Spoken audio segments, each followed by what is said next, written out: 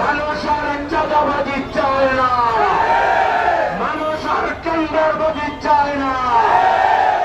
এখানে কোন দলের বিষয় নয়। এমন কোন দলের কর্মী আছেন যিনি হাত তুলে বলবেন আপনার দোকানে আপনার চাঁদাবাজি হইলে আপনি খারাপ পাবেন না, এমন কেউ আছেন? আপনার দোকানে চাঁদাবাজি হইলে যদি খারাপ পান, আপনার দেশের নাগরিক অন্যের দোকানে চাঁদাবাজি হইলে আপনার খারাপ লাগবে না? এই দেশ আমাদের সকলের, আমরা রাজনীতি করি বলে আমাদের